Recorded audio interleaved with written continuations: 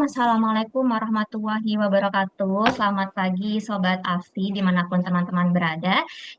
Tentu hari ini teman-teman akan bersemangat mengikuti rangkaian mini podcast dari Asosiasi Fintech Syariah Indonesia (AFSI) bekerja sama dengan IRFC Syariah Indonesia. Nah, mini podcast ini kami selenggarakan dalam rangkaian acara Syariah Investment Week yang diadakan oleh IDX Islamic di tahun 2026. Nah, tentu teman-teman juga sudah mendaftar juga di websitenya gitu ya, agar bisa hadir di Virtual Booth AFSI dan juga bisa berkunjung langsung ke Galeri Bursa Efek Indonesia yang teman-teman berada di Jabodetabek ya tentunya. Nah, baik perkenalkan saya Nada selaku staf program AFSI yang kali ini akan menjadi host untuk mini podcast AFSI bersama IRFC Syariah. Nah, telah hadir juga narasumber dari IRFC Syariah nih, sobat AFSI sekalian, yakni Mas M. Harisma RFC. Nah, izin memperkenalkan beliau juga ya teman-teman. Jadi Mas Haris biasa namanya disapa, termasuk di antara konsultan berpengalaman sekaligus praktisi atas kiprahnya lebih dari 10 tahun di industri keuangan syariah dan konsultan perencanaan keuangan. Saat ini Mas Haris mengemban amanah sebagai Wakil Ketua Umum di Asosiasi Profesi Perencana Keuangan Syariah atau APKESINDO dan merupakan anggota dari Pokja Literasi dan Inklusi Keuangan Syariah Otoritas Jasa Keuangan. Nah, selain membantu klien dalam bentuk konsultasi ataupun penggunaan jasa perencanaan keuangan, Mas Haris juga kerap diundang sebagai untuk mengisi workshop in-house training ataupun talk show yang diadakan di beberapa perusahaan serta menjadi narasumber di beberapa acara on air baik itu televisi dan juga radio bertema keuangan hingga dimuat opininya di beberapa media baik itu media cetak dan juga media elektronik. Nah, baik teman-teman, luar biasa sekali profil dari narasumber kita. Mungkin izin menyapa juga. Selamat pagi, Mas Haris. Selamat pagi Mbak Nada, apa kabar? Baik, kabar baik nih, Mas. Mas Haris gimana kabarnya, Mas? Alhamdulillah baik dan luar biasa. Alhamdulillah. Ini dari mana nih, Mas, on air-nya? Saya on air dari ruangan kerja ya di Jakarta bagian selatan yang kebetulan hari ini sedang agak gloomy ya dan juga sedikit hujan.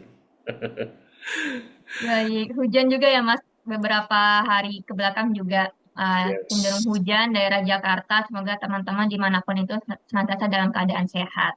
Nah, Amin. baik Mas Haris di sini. Terima kasih sebelumnya. Saya mewakili AFSI kepada Mas Haris juga pihak RSC Syariah yang telah berkenan untuk menjadi narasumber kami di rangkaian mini podcast SIW 2026. Nah, teman-teman Sobat AFSI, untuk tema yang kita angkat dengan RSC Syariah cukup menarik, yakni tentang reksadana syariah, tips memilih reksadana terbaik. Nah, bersama narasumber dari IRSC Syariah, yakni Mas Haris, kita akan melihat lebih dalam gitu ya, mengulik lebih dalam tentang bagaimana sih atau bagaimana pandangan kita, pandangan teman-teman, dan juga pandangan Mas Haris selaku konsultan keuangan tentang reksadana. Nah, baik Mas Haris, untuk Gen Z nih Mas ya, karena kan beberapa yang hadir di virtual booth itu adalah Gen Z atau anak-anak muda, atau mungkin bagi pemula yang baru ingin mulai, investasi kan seringkali rasanya rumit seperti itu ya. Ya. Nah, mungkin boleh dijelaskan nih Mas, kenapa reksadana syariah ini seringkali disebut sebagai pintu masuk yang paling ramah untuk pemula yang ingin berinvestasi secara halal. Silakan Mas Haris. Baik, terima kasih Mbak Nada. Bismillahirrahmanirrahim. Assalamualaikum warahmatullahi wabarakatuh.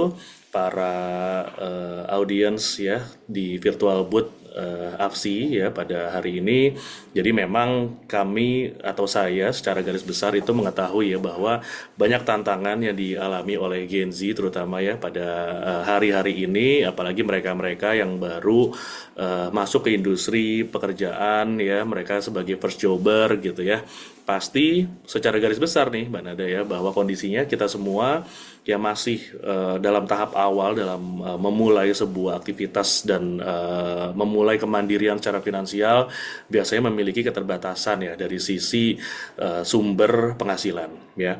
Sehingga kalau tadi kita spesifik berbicara mengenai reksadana syariah, kenapa ini menjadi sebuah entry point atau entrance bagi para pemula untuk bisa masuk dan mencoba investasi karena memang reksadana saat ini itu diantara produk investasi yang mengharuskan seseorang investor itu untuk bisa masuk dengan modal yang cukup terjangkau dengan kondisi yang juga secara produk investasi nature-nya itu bersifat liquid Ya, dulu kalau saya bisa cerita, Mbak Nada, awal-awal saya berkarir sebagai perencana keuangan, kita menawarkan sebuah produk reksadana itu minimal pembelian awal atau subscription-nya itu kurang lebih di angka 1 juta pada saat itu ya. Turunlah beberapa tahun kemudian, kisaran 10 tahun lalu ya, itu masuk ke angka 500 ribu, turun lagi 250 ribu, sampai kami membayangkan kapan ya ini benar-benar bisa egaliter secara kebijakan, sampai dengan akhirnya financial teknologi ataupun fintech ya, dan perkembangan dunia digital ya, yang memudahkan para investor itu untuk bisa berinvestasi dengan hanya menggerakkan jempolnya ya, maka sekarang sudah dibuat sedemikian murah, bahkan minimum pembelian itu di angka puluhan ribu ya kan, kalau tidak salah tuh minimum sekarang ada yang 10 ribu bahkan gitu ya. Nah, jadi dengan modal terjangkau tersebut seharusnya tidak ada alasan ya buat para pemula, orang-orang yang baru masuk ke dunia pekerjaan, mereka yang masih berjuang di tahap awal untuk bisa meniti karir, untuk tidak berinvestasi, di antaranya masuk ke reksadana, apalagi reksadana syariah.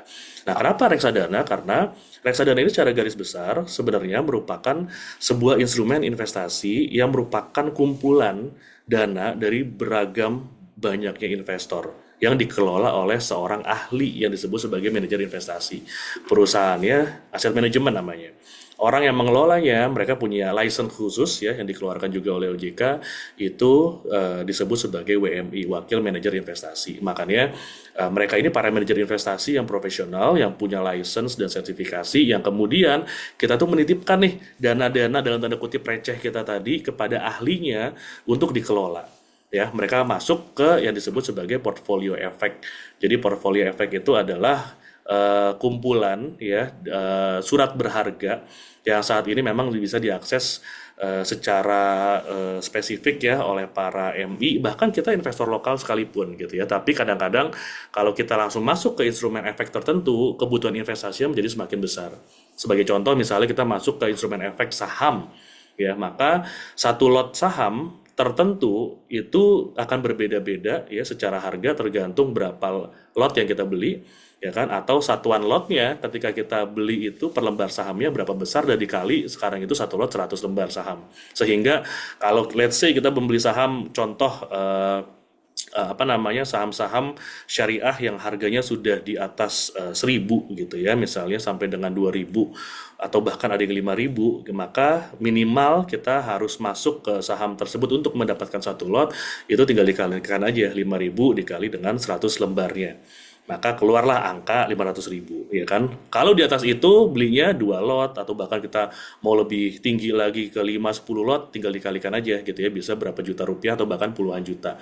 That's why dengan dikelola oleh manajer investasi, maka itu akan menjadi sebuah pintu masuk yang cukup membuat kita itu punya rasa aman, tenang ya, peace of mind, supaya dana yang kita titipkan itu benar-benar bisa dikelola sesuai dengan keahlian mereka, karena mereka punya keahlian-keahlian untuk menempatkan di peluang portfolio efek yang nantinya akan menghasilkan return yang harapannya juga sesuai dengan ekspektasi dari para investor gitu ya. Nah, di sini ada juga prinsip yang disebut sebagai diversifikasi resiko sebenarnya. Jadi portfolio efek kalau kita membeli sendiri akan sangat sulit untuk kita bisa diversifikasi. Kalau dananya relatif kecil, kita masuk let's say gitu ya, punya 5 juta 10 juta, kita mau bagi pun agak susah.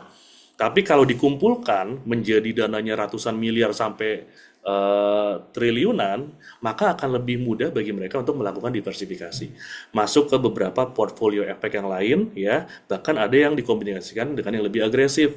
Ya, jadi kalau misalnya kita berbicara, kan reksadana itu ada beberapa jenis gitu ya, nanti mungkin akan kita dalami setelah ini, tapi itu akan membuat akhirnya diversifikasi secara otomatis itu bisa dilakukan oleh si manajer investasi dengan metode pengumpulan dana dari masyarakat tadi ya. Dan dari situ juga kita kalau spesifik membicarakan syariah, maka kita dengan tenang nanti bisa mengamanahkan dana kita untuk benar-benar diinvestasikan pada portfolio efek yang sifatnya syariah, karena sudah dilakukan screening nih sama si manajer investasi. Kalau dia mengeluarkan produk jenisnya reksadana syariah, maka dia harus memastikan bahwa mayoritas saham ya yang nantinya akan ditempatkan dananya, contohnya itu akan masuk ke saham-saham yang sifatnya itu insya Allah halal, sudah dipastikan lolos ke daftar efek syariah dan lain sebagainya. Ya, sehingga kita punya 4 kelebihan tadi kalau misalnya berbicara sebagai pintu masuk, modal yang terjangkau, dikelola oleh yang profesional, dalam hal ini manajer investasi, diversifikasi yang kita bisa harapkan terjadi atas kumpulan dana yang semakin besar gitu ya, sampai dengan screening yang dipastikan masuk ke instrumen yang sifatnya syariah. Kurang lebih gitu. Berada. Oke, baik, terima kasih banyak pencerahannya Mas Haris. Jadi tadi kita bisa investasi dengan modal terjangkau ya, kemudian juga dikelola oleh profesional, dalam hal ini adalah wakil manajer investasi, dan para wakil manajer investasi ini harus memiliki sertifikasi khusus ya Mas ya, baru Yes. mereka bisa jadi wakil manajer. Jadi teman-teman Betul. yang mau investasi ke reksadana tidak perlu khawatir gitu ya, karena ada penjaganya, tadi seperti kata Mas Haris, jadi kita bisa tenang gitu ya. Apalagi kalau teman-teman memang benar-benar masih pemula dan mau terjun ke investasi reksadana. Nah, selain itu tadi disebutkan juga kita bisa diversifikasi portofolio kita juga, teman-teman. Dan tadi sempat disebutkan juga ya, Mas, ada manajer investasi ini akan membantu kita apabila kita memang inginnya investasi ke reksadana syariah gitu ya. Nah, mungkin boleh dijelaskan lebih lanjut nih, Mas. Barangkali masih banyak yang bingung gitu ya. Nah, apa mungkin perbedaan mendasar tentang bagaimana membuat sebuah reksadana ini bisa dicap sebagai reksadana syariah dibandingkan dengan reksadana konvensional? Nah, kira-kira ada nggak sih Mas lembaga yang menjamin kalau uang kita itu benar-benar dikelola secara syariah? Silahkan Mas Haris. Ya, jadi para perusahaan manajer investasi, terutama yang mengeluarkan produk-produk yang syariah, mereka itu diawasi ini, Mbak Nada, oleh yang namanya Dewan Pengawas Syariah. Ya, jadi mereka setiap kali menerbitkan produk yang dilabeli syariah, itu wajib memiliki Dewan Pengawas Syariah yang punya sertifikasi langsung dari DSN MUI, Dewan Syariah Nasional, Majelis Ulama Indonesia. Nah, tugasnya adalah mengawasi setiap hari agar pengelolaan dananya itu memang mutlak sesuai dengan prinsip-prinsip atau kaidah syariah. Nah, jadi itu yang pertama ya. Yang kedua, ada regulator juga terkait. Yaitu siapa? Yang paling tinggi udah pasti OJK ya kan. Jadi mereka pun juga di bawah regulasi yang sudah secara ketat itu diatur ya dan juga dipastikan legalnya oleh otoritas jasa keuangan. Sehingga dari situ sebenarnya kita tuh menitipkan amanah saja bagaimana pengelolaan reksadana syariah ini yang sudah sesuai dengan pengawasan, supervisi, sampai dengan pengaturan secara regulatornya itu benar-benar insya Allah dilakukan secara syariah. Sehingga kita punya ketenangan tadi yang saya ceritakan di awal ya, dan tinggal kita melakukan eksekusinya aja penempatan dana supaya apa yang kita cita-citakan, kita harapkan, kita bisa mulai berinvestasi sebagai pintu masuk awal ya.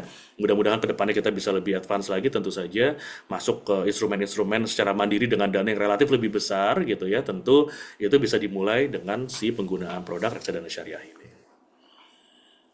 Oke, baik, sudah cukup jelas sih Mas Haris ya. Tadi eh, bahwa diawasi oleh DSN MUI, kemudian juga oleh OJK, dan sebagaimana reksadana ini ya, kita kan menitipkan amanah kita, uang kita tuh ke manajer investasinya. Jadi teman-teman tidak perlu khawatir dan tentu tetap melihat juga ya Mas ya, kira-kira dipantau nih aplikasinya seperti apa dan Ya, aset teman-teman meningkatnya sejauh apa nih gitu ya. Nah, mungkin betul. nanti kalau ada dana lebih gitu ya seperti tadi disampaikan Mas Haris, teman-teman juga bisa upgrade instrumen investasinya mungkin ke saham ataupun ke beberapa instrumen investasi yang lain. Baik, terima kasih banyak Mas Haris. Nah, baik Mas, di aplikasi investasi reksadana ini kan jenisnya ada banyak sekali ya Mas ya. Jadi ada reksadana pasar uang, kemudian reksadana pendapatan tetap, Ya. sampai juga beberapa model lainnya. Nah, sebagai perencana keuangan dari IRFC Syariah, bagaimana cara kita, atau mungkin saran dari Mas Haris gitu ya, untuk menentukan jenis reksadana yang paling cocok dengan tujuan keuangan kita?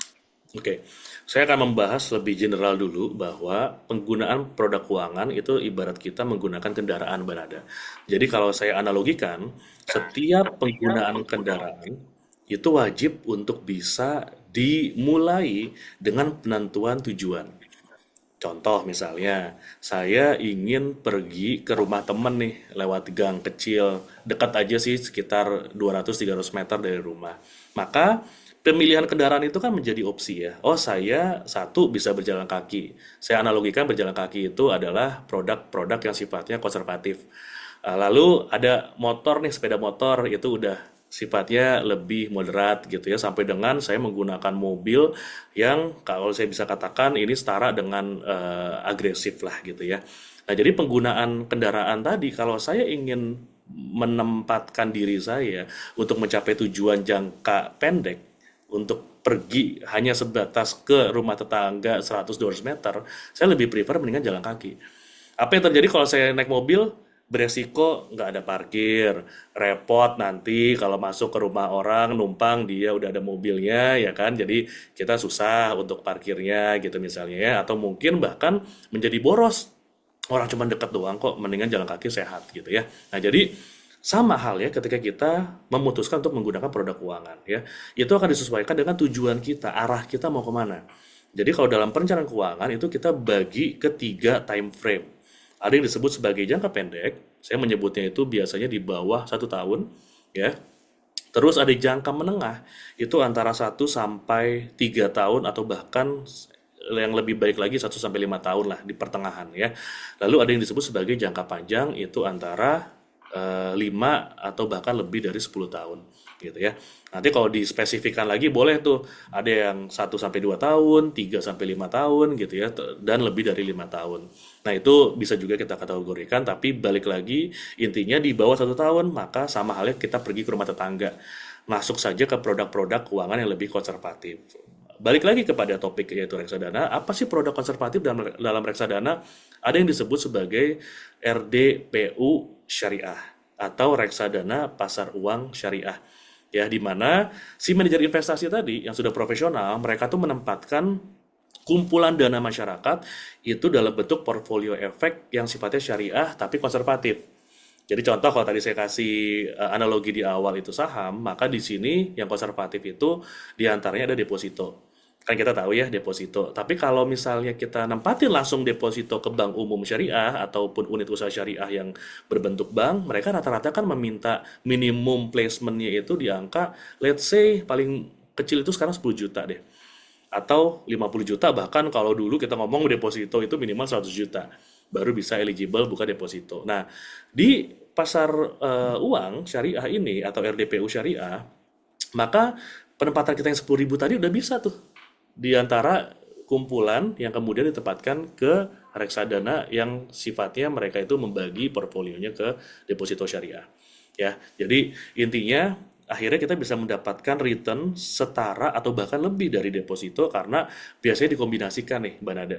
DPU syariah itu mereka sebagian besar masuk ke deposito syariah tapi dikombinasikan dengan surat utang jangka pendek atau sukuk, kita berbicaranya ya, surat utang syariah yang sifatnya maturnya itu jangka pendek di bawah 1 tahun. Jadi ini jenis reksadana yang paling stabil, resikonya cukup rendah ya, sehingga kita bisa menempatkan ini untuk tujuan jangka pendek. Jadi ke rumah tetangga tadi kita ibaratkan sebagai emergency fund, kita ya, ibaratkan sebagai misalnya kita punya tujuan keluarga untuk healing vacation ya di akhir tahun atau di liburan sekolah anak, boleh tuh kita masuk ke sana karena jangka waktunya mungkin per 6 bulan atau bahkan per tahun ya. Nah, itu yang pertama, RDPU syariah. Yang kedua, ada yang disebut sebagai RDPT syariah, reksadana pendapatan tetap syariah ya. Nah, di reksadana pendapatan tetap atau fixed income fund kita berbicara tapi syariah ini biasanya mayoritas itu justru agak naik kelas nih. Kalau tadi itu mayoritas di deposito, let's say ya di pasar uang, maka ini mayoritas itu ada di surat utang jangka pendek ya. Jadi kebalik, lebih banyak di sukuk ya. Tapi surat utang atau obligasi syariah ini itu biasanya memiliki return lebih tinggi dibanding deposito. Karena kan resikonya juga lebih tinggi ya, tapi kecenderungannya mereka punya pendapatan yang lebih tetap sehingga disebut sebagai RDPT. Nah, ini biasanya kita arahkan untuk tujuan-tujuan keuangan yang nggak hanya rumah tetangga dekat rumah 100-200 meter, tapi udah agak jauh sedikit ke rumah saudara misalnya ya, antar apa nih misalnya kita sebutnya ya, antar ini deh wilayah kabupaten gitu ya sehingga kita menggunakan kendaraan yang lebih besar lagi, butuh minimal motor. Nah, jadi tujuannya untuk setahun 2 tahun atau bahkan 3 tahun gitu ya. Nah, jadi kalau rencana nih misal di sini para Gen Z ada yang memikirkan saya tuh udah punya target, pokoknya sekarang kerja nih umur 21 22, umur 25 saya harus menikah nih Mbak Nada, saya harus punya persiapan untuk itu, boleh masuk ke produk reksadana pendapatan tetap karena memang itu ditujukan untuk jangka menengah. Dan kebutuhan untuk 2-3 tahun lagi itu adalah kebutuhan untuk yang disebut sebagai time frame-nya masuk ke ranah jangka menengah gitu ya. Nah, yang ketiga, ada yang disebut sebagai reksadana campuran syariah atau RDC syariah. Nah, ini kombinasinya udah lebih naik kelas lagi nih. Karena ini gabungan antara saham syariah, ada surat utang syariah, sukuk ya, dan juga ada kombinasi pasar uang. Tapi memang dia in between semuanya. Ya, jadi reksadana campuran ini ada di saham syariah sebagian, sebagian lagi masuk ke sukuk, sebagian lagi biasanya masuk ke pasar uang untuk likuiditasnya. Sehingga secara jangka waktu dia idealnya itu di antara 3 sampai 5 tahun. Ya, tidak untuk jangka waktu pendek karena ada resiko ketika kita masuk ke pasar saham itu akan ada volatilitas jangka pendek, resikonya itu akan melekat sehingga kita biasa menyarankan ini untuk jangka menengah menuju panjang ya di antara 3 tahun sampai 5 tahun sehingga kombinasi itu biasanya cocok nih untuk kita persiapan misal orang tua yang sedang mempersiapkan anak itu masuk ke pendidikan selanjutnya. Sekarang udah SD nih, kelas 1, kelas 2, saya mau nyiapin buat anak saya masuk SMP, boleh. Ya kan, kita coba masuk ke produk reksadana yang lebih naik kelas lagi ke reksadana campuran ya. Nah, yang terakhir, ini yang paling agresif, yaitu adalah reksadana saham syariah di mana biasanya di atas 80% atau minimal 80% mereka masuk ke indeks atau bukan indeks sih, lebih ke emiten saham ya yang tergabung ke dalam daftar efek syariah. Sehingga potensi imbal hasilnya itu akan lebih tinggi, namun jelas dalam kurun pendek ya, jangka waktu pendek akan ada resiko fluktuasi yang cukup panjang. Jadi seperti halnya kita berinvestasi selalu ada prinsip high risk high return, maka ketika kita mengharapkan return yang lebih tinggi, maka ada resiko yang melekat terutama terkait dengan resiko jangka waktu. Ketika kita melihatnya dalam time frame yang lebih pendek, maka ada resiko di situ yang melekat gitu ya ketika nilai saham sedang turun seperti sekarang kondisinya ya sehingga kita tidak bisa serta-merta masuk ke sini atas dasar return yang tinggi kan kalau kita membeli reksadana saham suka kelihatan tuh ya ada yang disebut sebagai fun fact sheet kalau setiap kita masuk ke reksadana. Jadi ada data statistik bagaimana reksadana ini kinerjanya dari setahun terakhir atau bahkan sejak peluncuran atau since inception sebutannya. Sehingga kita harus melihat kalau hanya sebatas melihatnya since inception rata-rata kenaikannya let's say 15% 20% per tahun itu bukan berarti bahwa kita akan mendapatkan setiap tahunnya segitu. Tapi itu adalah rata-rata return yang kita dapat selama kurun waktu tertentu, let's say 5 tahun. Oh ada yang di tahun kedua itu sedang minus, oh ada di tahun ketiga mulai rebound, oh di tahun keempatnya ternyata lebih tinggi lagi dan lain sebagainya. Sehingga dapat rata-rata di atas let's say 10-12%, contohnya seperti itu ya. Sehingga kita masuk ke saham syariah lewat reksadana syariah, reksadana saham syariah itu akan membuat kita punya ekspektasi return yang lebih tinggi. Dan ini biasanya bisa nih untuk kita tujuan keuangan yang lebih panjang lagi. Misalnya kita pingin mempersiapkan buat pensiun kita.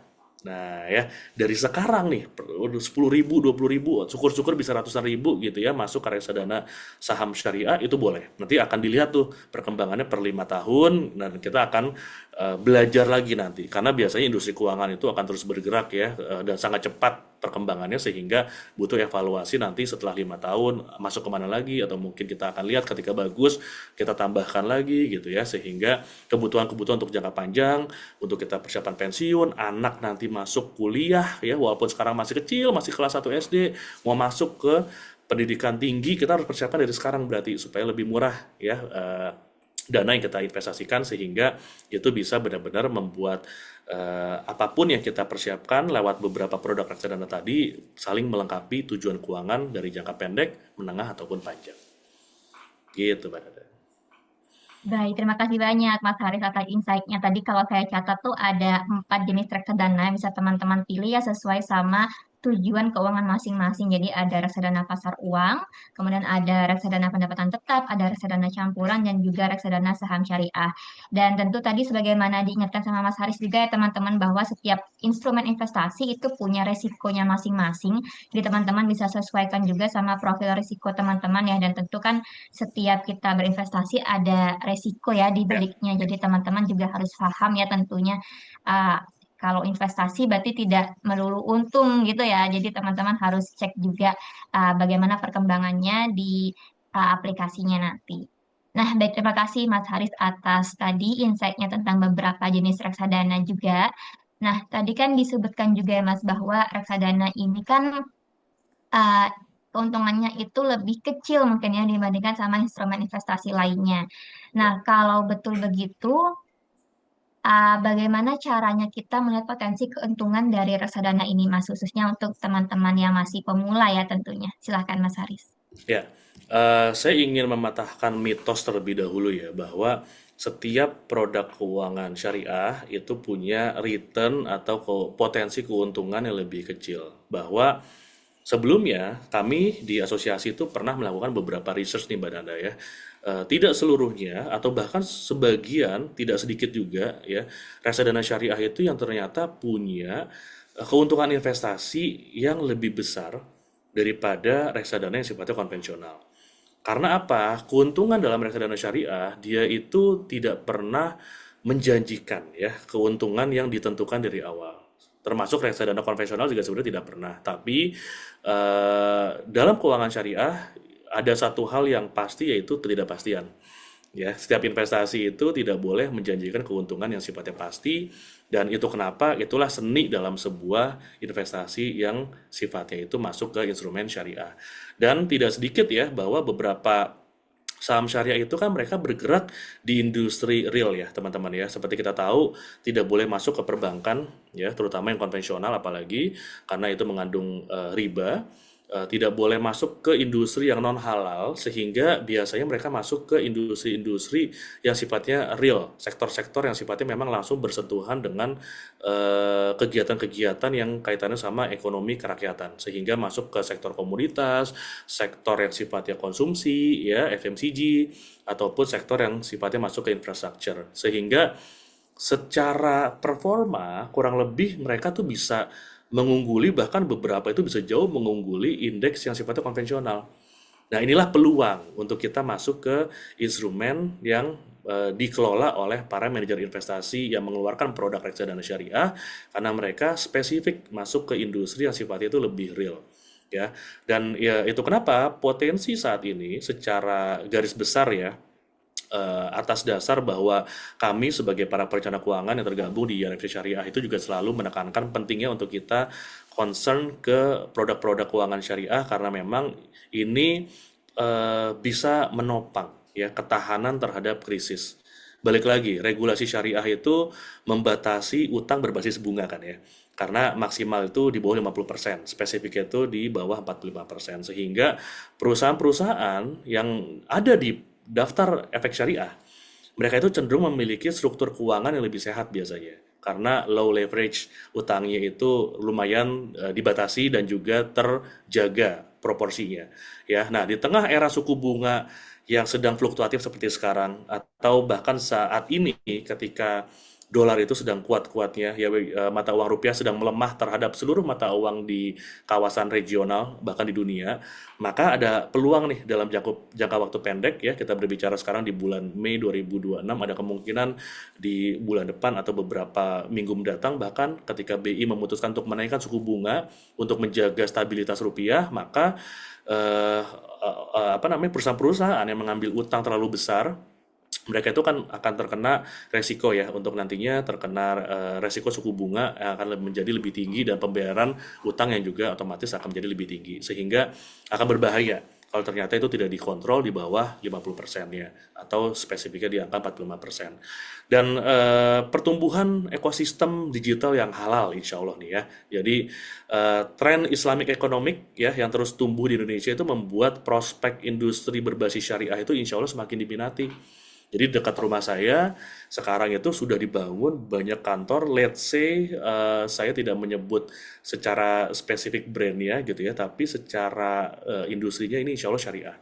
Ya, produknya produk beauty. Teman-teman silahkan dicek. Kalau misalnya produk beauty syariah yang sekarang itu sedang hits, yang lagi rame juga dibicarakan, pokoknya si ownernya itu selalu memberangkatkan umroh, karyawan yang loyal di atas 5 tahun, 7 tahun, itu sekarang dia membangun banyak sekali office dan juga community hub-nya di dekat rumah saya itu kebetulan di Jakarta bagian selatan ya teman-teman. Padahal daerah itu bukan di tengah CBD, Central Business District gitu ya, tapi itu lumayan bisa membangun ekonomi di sekitar kawasannya. Karena kemudian dia membantu membangun infrastruktur. Jadi ada halte Transjakarta dekat rumah yang kemudian dibangun juga menjadi lebih baik karena ada CSR yang dibangun gitu ya. Terus kemudian jalan yang akhirnya dipercantik ya, dibuat trotoarnya atas dasar bahwa itu membangkitkan juga kan ya ekosistem digital halal di sekitar sehingga mereka tuh aware untuk kemudian mereka menjadi bagian dari community ekosistemnya si produk beauty ini yang sudah sangat besar sekarang di Indonesia gitu. Nah, potensi itu sangat besar sehingga kita jangan ketinggalan nih terutama para Gen Z ya apalagi sudah punya income pertama sebagai pemula, yuk sama-sama kita besarkan ini supaya semakin besar ekosistem syariahnya, maka ketahanan terhadap krisis insya Allah juga semakin kuat. Ya kan kita juga tidak mudah untuk goyang ketika ternyata diterpa krisis di luaran sana karena memang tadi kan kita sudah sebutkan bahwa banyak sekali industri-industri syariah yang mereka memang bergerak di industri yang sifatnya juga itu langsung menyasar ke sektor real sehingga itulah yang nanti akan menggerakkan ekonomi di sekitar kita. Dan tidak ada salahnya mencoba dari nominal kecil, mencoba dari diri kita sendiri dulu, ya kan, mencoba dari saat ini juga untuk bisa masuk ke investasi syariah dalam hal ini reksadana syariah. Baik, terima kasih banyak Mas Haris. Tadi sangat padat juga ya Mas ya, yang disampaikan bahwa teman-teman untuk melihat potensi keuntungan tuh kita nggak bisa sekedar berkaca sama mitos aja gitu ya, bahwa keuntungannya lebih kecil dibandingkan instrumen lain. Tapi kita harus coba dulu nih. Di tengah ekonomi yang sekarang juga mungkin teman-teman memang harus dan juga wajib ya Mas ya untuk Ya, investasi bukan hanya sekedar menabung seperti itu. Kemudian tadi juga di-mention oleh Mas Haris bahwa ekosistem halal lifestyle kita sangat mendukung, jadi teman-teman tidak perlu khawatir sama potensi keuntungan yang ada. Nah, tentu potensi keuntungan ini juga melihat sama jenis instrumennya ya, karena kita bahas ya. sekarang reksadana, tentu teman-teman lihat juga bagaimana sih perbedaan antara instrumen ini dengan instrumen investasi yang lainnya. Nah, baik Mas Haris, mungkin eh, satu pertanyaan Mas sebelum pertanyaan terakhir juga nanti ya. Di tengah maraknya mungkin keadaan ekonomi di Indonesia atau mungkin beberapa maraknya investasi bodong gitu ya, atau mungkin beberapa marak juga kegemaran masyarakat untuk pemakai pay letter. Nah, kira-kira apa saja nih Mas mungkin tanda bahaya ya atau red flags-nya dari sebuah produk reksadana syariah yang mungkin perlu kita bilang, oh skip dulu deh yang ini kayaknya nggak bagus kinerjanya seperti itu. Mungkin ada nggak mas tipsnya untuk melihat kinerjanya bagus atau tidak seperti itu? Nah, dalam hal pemilihan reksadana ya, mau itu yang konvensional, wabil khusus yang syariah ya, ketika kita berbicara sekarang topiknya syariah, maka penting bagi kita para teman-teman ya, para audiens yang hadir di acara hari ini sambil menonton ini untuk melihat data historis dari sebuah reksadana. Jadi dalam peluncuran reksadana itu ada dua dokumen yang penting untuk kita pelajari nih, Mbak Nada ya. Yang pertama itu yang disebut sebagai prospektus, yang kedua itu disebut sebagai fun fact sheet ya. Nah, jadi prospektus itu sebenarnya menggambarkan bagaimana strategi, termasuk profil lah manajer investasi, terus bagaimana strategi mereka untuk bisa berinvestasi ya di portfolio efek syariahnya, sampai dengan spesifik ya tentang apa namanya cara mereka lah selama ini untuk mengelola dana masyarakatnya gitu. Nah, kalau fun fact sheet itu lebih jadi summary sebenarnya. Dan biasanya saya tuh suka mengendorse orang itu setidaknya fun fact sheet-nya dulu yang dilihat deh gitu ya karena itu merupakan gambaran simple ya dan merupakan sebuah summary atas sebuah kinerja reksadana syariah ya karena di situ berisi data historis kinerja since inception yang tadi sempat saya singgung yaitu dari peluncuran yearly average return-nya kurang lebih berapa besar sampai portfolio efeknya kemana-mana aja top 10 pilihan portfolio efek diantaranya mungkin kalau kita ngomong reksadana saham misalnya maka saham-saham apa yang mereka tempatkan dari dana kita gitu ya. Kalau kita berbicara campuran atau bahkan pendapatan tetap, obligasi apa yang kemudian mereka beli ya secara sukuknya, berarti kan obligasi syariah atau surat utang syariah yang kemudian itu dana kita akan ditempatkan di sana gitu ya. Sehingga itu akan menjadi sebuah mitigasi risiko karena kita mempercayai bahwa oh ternyata reksadana ini dengan dana kelolaan seberapa besar ya karena semakin besar dana kelolaan juga itu tidak terlalu bagus ya, tapi terlalu sedikit pun juga susah bergeraknya. Jadi kita biasanya in between, ya let's say minimal di angka ratusan miliar, 100, 200 atau bahkan ada yang triliunan gitu ya. Itu kita let's say ambil di angka ratusan miliar kelolaannya, itu sudah cukup representatif untuk bisa kita pilih. Sehingga nanti produk-produk tersebut itu akan saling menopang ya, karena balik lagi dalam prinsip investasi, past performance doesn't guarantee future performance ya. Jadi kita tidak bisa melihat hanya sekedar past performance-nya, tapi bagaimana mereka bisa punya strategi, bahkan syukur-syukur nih udah lewatin 2 masa krisis nih, Mbak Nada. Jadi kalau misalnya kita lihat past performance-nya, oh udah melewati siklus misalnya 2000 berapa kemarin ya, pandemi 2020 awal ya, atau sebelumnya lagi di krisis pas lagi keuangan 2008 sebelum 2010 itu akan lebih baik lagi. Berarti kelihatan tuh bagaimana mereka bisa survive, dan kita lihat grafiknya, oh di masa-masa krisis mereka tetap bisa bertahan, kalaupun drop ternyata deviasinya berapa persen gitu ya, terus ternyata mereka bisa rebound lagi sampai dengan saat ini misalnya. Jadi itu langkah-langkah sederhana yang bisa dilakukan ya, atau apalagi sekarang sudah banyak tools AI yang bisa menunjang ya kemudahan kita untuk melakukan research. Jadi silahkan manfaatkan untuk bisa memulai keputusan investasi kita masuk ke reksadana syariah gitu Bang. Baik, terima kasih banyak Mas Haris atas insight-nya. Jadi, kalau tips dari Mas Haris ya teman-teman, kita perlu melihat data historisnya. Nah, ini ada dua, tapi tadi yang disarankan untuk dicek terlebih dahulu adalah fun fact sheet-nya ya Mas ya. Jadi, ada gambaran tentang summary kinerja dari si reksadana ini teman-teman. Dan juga kita bisa lihat kira-kira penempatan dananya nanti akan ditempatkan di mana. Kemudian ada juga prospektif, jadi kita bisa lihat profil manajer investasinya dan juga strategi mereka ketika mengelola dana kita nanti. Nah, kemudian teman-teman juga perlu cek juga bagaimana past performance-nya dan juga strategi ataupun potensinya gitu ya. Jadi terutama tentang bagaimana caranya mereka menghadapi krisis. Tentu kalau sudah bertahan di krisis, untuk lebih jauhnya tentu mereka juga punya strategi yang cukup handal ya Mas ya. Ya. Oke. Baik, Mas Haris, sebagai penutup, Mas, dari kacamata financial consultant gitu ya, apa salah satu langkah konkret pertama mungkin yang harus diambil oleh para audiens di sini setelah selesai menonton ataupun mendengarkan podcast ini, jadi agar mereka bisa langsung mulai investasi reksadananya dengan aman setelah menonton podcast ini, Mas. Oke, kunci utama untuk bisa berinvestasi, yang pasti pastikan kita punya cash flow yang positif. Jadi kalau dalam perencanaan keuangan itu yang disebut sebagai financial check up. Nah, silahkan kita check up kondisi keuangan kita. Semakin besar cash flow yang dihasilkan secara apa surplus gitu ya, atau kita punya kelebihan nih, kalau misalnya kita punya penghasilan, pengeluaran kita kecil, maka kan ada kelebihan yang sedemikian besar yang kita bisa investasikan ya, itu semakin baik.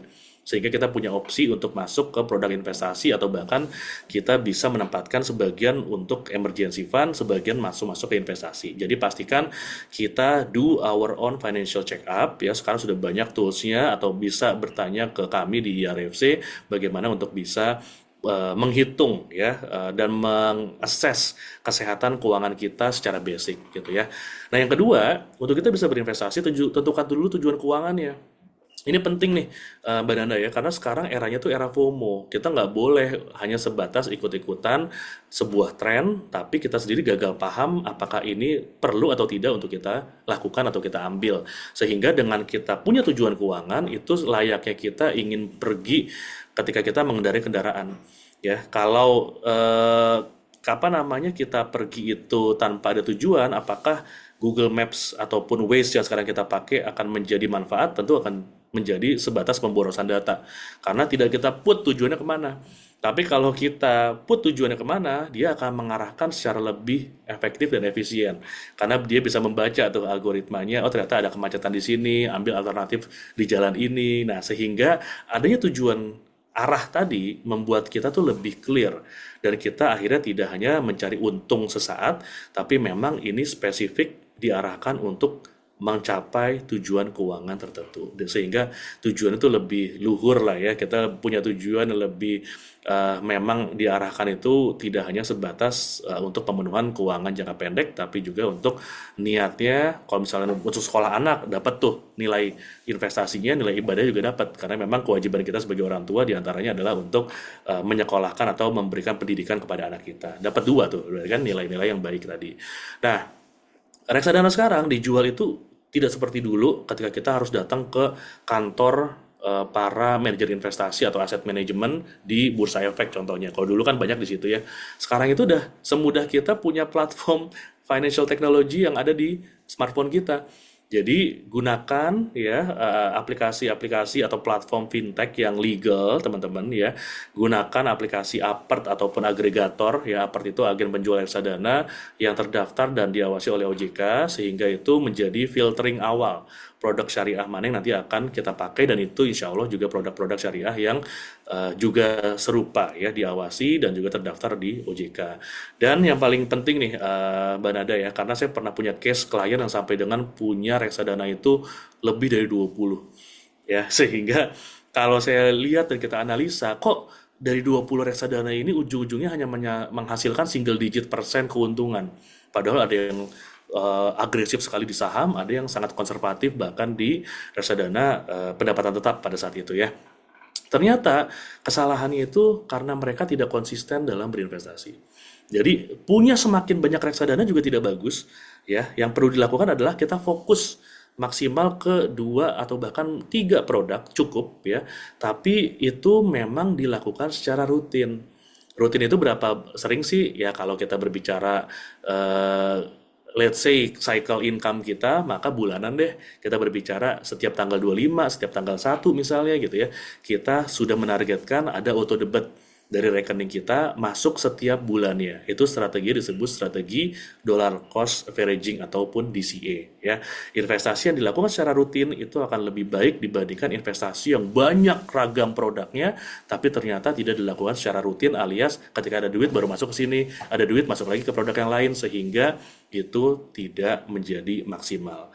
Nah, jadi kata kuncinya adalah tentukan dulu ya, kita analisa tujuan keuangan kita tadi, pastikan cash flow kita positif ya. Dan ini memang kuncinya balik lagi kita yang harus menentukan skala prioritas, karena kalau dibilang kurang setiap bulan penghasilan rasanya itu mungkin mereka belum mengetahui ya bahwa konsep sisihkan versus sisakan. Jadi kalau kita menyisihkan duluan, maka kita pay ourselves first. Jadi kita akan selalu memprioritaskan kebutuhan untuk masa depan. Dan insya Allah cukup gak cukup, sisanya akan cukup untuk dipakai kebutuhan hidup kita ya. Terus pilih platform yang tepat tadi ya, terdaftar diawasi OJK, make sure bahwa itu akan benar-benar menjaga dana kita sampai akhirnya nanti kita bisa berinvestasi secara rutin dan konsisten. Insya Allah pada saatnya dibutuhkan itu akan memenuhi kebutuhan tujuan keuangan kita. Gitu Mbak Nada. Baik, terima kasih banyak Mas Haris. Tadi saya catat juga ya, jadi ada 4 poin yang bisa saya rekap atau simpulkan. Jadi yang pertama adalah kita perlu cek kondisi keuangan dan juga memastikan bahwa cash flow kita positif ya teman-teman. Kemudian yang kedua adalah kita menentukan tujuan keuangannya juga seperti apa dan juga mengatur skala prioritas. Kemudian kita perlu menggunakan aplikasi yang legal dan tentu teman-teman perlu cek apakah aplikasi tersebut sudah diawasi dan juga terdaftar di Otoritas Jasa Keuangan. Nah, kemudian juga kita perlu konsisten gitu ya. Jadi lebih baik rutin kalau kata Mas Haris tadi ya, lebih baik rutin teman-teman per bulan dianggarkan, bisa pakai fitur auto debit juga, dan baiknya kita menyisihkan daripada kita nanti hanya menyisakan saja. Seperti itu ya Mas Haris. Betul. Baik, luar biasa sekali Mas Haris insight yang kita dapat hari ini. Ternyata memilih reksadana syariah yang terbaik itu bukan cuma soal ikut-ikutan tren saja atau FOMO tadi ya Mas ya seperti mention juga, Ya, ataupun sekedar melihat angka profitnya tinggi nih gitu ya. Tapi ya, tentang bagaimana ketelitian kita untuk membaca data yang ada dan juga mencocokkannya dengan tujuan keuangan kita sendiri. Tentunya di ini ya dibimbing juga dengan prinsip keuangan yang menerapkan halal lifestyle tadi. Nah, baik terima kasih banyak Mas Haris dari sama-sama IRFC Mbak Nada. Syariah. Semoga obrolan singkat kita ini bisa jadi langkah awal gitu ya untuk teman-teman yang hadir bisa mulai investasi dengan lebih cerdas, dengan lebih aman dan juga lebih berkah tentunya. Amin. Baik, Mas Haris, mungkin sebelum kita tutup, boleh closing statement terlebih dahulu dari Mas Haris, dipersilakan. Oke, jadi sebagai seorang pemula atau kita semua bahkan yang sudah tidak pemula-pemula amat mungkin udah masuk ke usia 30-an bahkan 40 ataupun lebih ya, tidak ada kata terlambat untuk memulai investasi ya. Investasi yang terbaik adalah dimulai mungkin di awal karir, usia-usia 20-an. Tapi kalau ditanyain second best investment ya, kapan sih waktu yang tepat ya sekarang. Untuk yang belum memulai investasi maka mulailah sekarang, pelajari instrumennya, kenali profil diri. Ketika kita sudah mencocokkan keduanya, maka akan ketemu sebuah pola di mana ternyata butuh nggak butuh, ternyata pasti akan butuh dengan sebuah produk investasi. Bagaimana cara memulainya? Kita tadi sudah membahasnya. Bagaimana cara untuk kita bisa memutuskannya pun itu juga kita sudah tadi bahas gitu ya. So intinya kita semua di sini pasti akan mengalami banyak tujuan keuangan yang mungkin sadar tidak sadar kita sering lewatkan. Tapi toh ternyata nanti insya Allah ketika umurnya itu ada kita akan melewati masa pensiun. Ketika nanti anak kita sekarang lahir, insya Allah dia akan mengalami masuk ke fase pendidikan baik dari dasar sampai yang tinggi dan semuanya itu membutuhkan dana ataupun biaya. Jadi kalaupun sekarang belum terpikirkan, lakukan saja ya, mulai saja, mulai dari nominal yang kecil yang kita anggap remeh temeh gitu ya, tapi ternyata ketika itu kita disiplinkan, insya Allah ternyata ketika kita nanti sadar bahwa oh tujuan-tujuan keuangan itu akan kita hadapi di masa yang akan datang, ternyata ada dana yang sudah saya persiapkan yang dulunya saya belum pikirkan ini untuk apa, dan akan lebih sangat baik lagi tentu saja ya Mbak Nada ya, apabila kita sudah men-state langsung, menetapkan langsung tujuan keuangannya. Oh ini untuk anak pertama saya, oh ini untuk masuk ke tingkat dasar gitu ya, tingkat lebih tinggi sampai dengan yang tingkat tertinggi nanti itu akan lebih sangat akan sangat lebih baik gitu ya. Tapi kalaupun belum ada sampai sekarang belum ada bayangannya, mulai saja seperti tadi saya bilang, mulai dari angka kecil ya, mulai dari diri kita sendiri dulu, nggak usah ikut-ikutan orang lain, nggak usah nyeramahin orang lain, mulai dari diri kita sendiri dulu ya, dan yang paling pasti juga adalah mulai dari saat ini juga supaya kita benar-benar bisa melakukan action sedemikian cepat dan juga sedemikian tepat untuk masa depan kita nanti. Baik, terima kasih banyak Mas Haris. Tadi tidak ada kata terlambat ya teman-teman untuk kita mulai investasi dan tentu akan lebih baik kalau kita tahu bagaimana tujuan keuangan kita nantinya. Betul. Baik teman-teman, terima kasih banyak sekali lagi Mas Haris telah berkenan untuk menjadi narasumber Sama-sama. kami di mini podcast kali ini. Nanti teman-teman juga bisa kepoin ataupun terkoneksi dengan Mas Haris di LinkedIn ataupun di media sosial beliau. Nah, kalau tahu media sosialnya apa nih Mas Haris? Mungkin mau dipromosin ke teman-teman juga. Boleh dong di m.karisma seperti nama saya di sini ya, tapi tambah Oke. titik aja, m.karisma.